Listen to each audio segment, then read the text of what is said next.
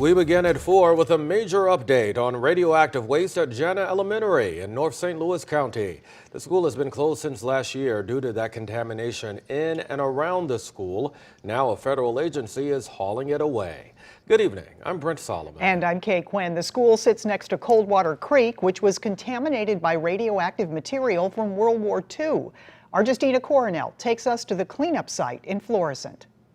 This summer, the U.S. Army Corps of Engineers is at the edge of Jana's property near Coldwater Creek to get to the subsurface contaminated soil. As of last Friday, the agency has removed 301 truckloads, totaling 2,510 bank cubic yards of contaminated soil excavated. Then they remediate the contaminated soil by loading it into trucks to be taken to a site north of St. Louis Lambert Airport. The soil is loaded onto rail cars, then shipped to U.S. Ecology in Idaho, an approved disposal facility. All of this is being done after the U.S. Army Corps of Engineers said they found low-level radioactive contamination on the banks of Coldwater Creek on Jana Elementary's property, about 650 feet away from the school. Jana's PTA president said she has mixed emotions about the removal.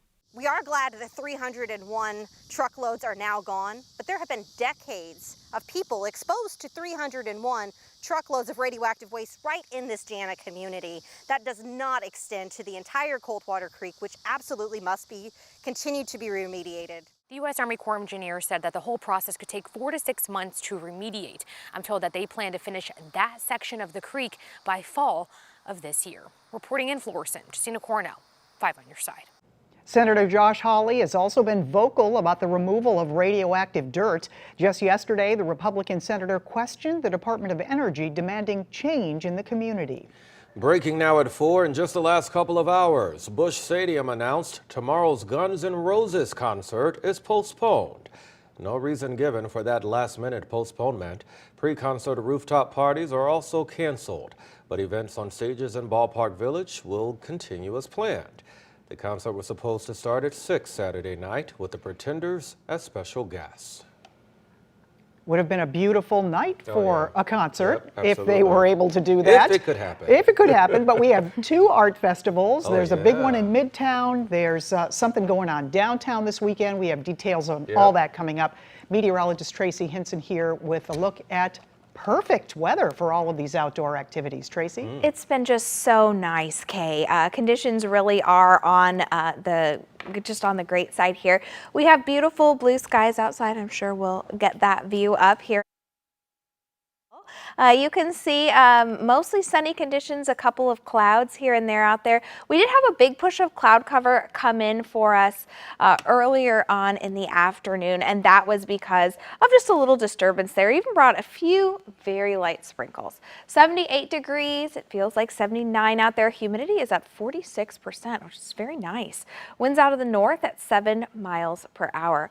All right, over the next 12 hours here, we're going to steadily cool off here. Our sunset now in that 7 o'clock hour, so that's when things will start to change for us.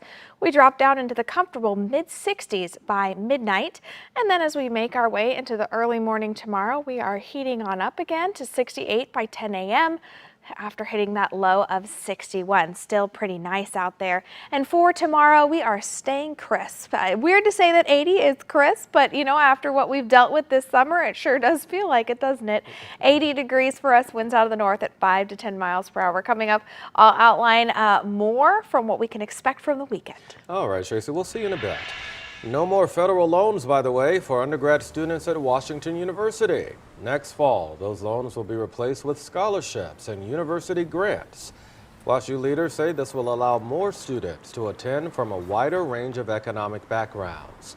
About a decade ago, only 5% of admitted students were eligible for Pell Grants. That number has increased to 21% for this incoming class. For a second day, some Square and Cash App users couldn't access their accounts or make payments. Square headquarters is in downtown St. Louis. According to the app's parent company, Block, this was all caused by a system outage. Square and Cash App say their services are back up and running now. Many businesses in the area rely on Square to process payments and send employee paychecks. Members of the United Auto Workers Union could be picketing in less than a week. A potential strike would impact 4,000 workers at the General Motors plant in Wentzville. Now, this would all be the largest labor strike to happen in about 25 years. Mike Valerio has the latest on negotiations between workers and major U.S. automakers. We're now less than 1 week away from a historic potential triple strike that could idle the economic engines of General Motors, Ford, and Stellantis. For members of the United Auto Workers Union, it's a matter of survival.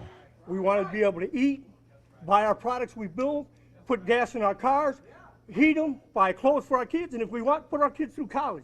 The current contracts between the UAW and the three automakers all expire next Thursday at 11:59 p.m. Eastern. That could mean a strike at midnight next Friday. If a strike unfolds, not only would the automakers and union members take an economic hit, but so would suppliers and many other businesses nationwide. The 6-week strike at GM alone in 2019 was enough to put Michigan into a recession. These negotiations are serious and they matter. The outcome impacts all of us. The union has made an ambitious set of demands, seeking to reverse concessions it agreed to from 2007 to 2009, as GM and Chrysler faced bankruptcy and needed federal bailouts to survive. Union demands include a 40% pay raise over the course of the 4-year contract, restoring cost of living increases, restoring traditional pension plans for all workers, and protections against job losses and plant closings as production shifts to electric vehicles. Cost of gas, it costs for cars, it costs for electricity, everything. So basically, we need decent wages to continue to survive. Mike Valerio, 5 on your side. Now, the UAW is hosting a solidarity rally this Sunday in Wentzville. It starts at 11 a.m. and goes until 3. Guest speakers will be there at 1.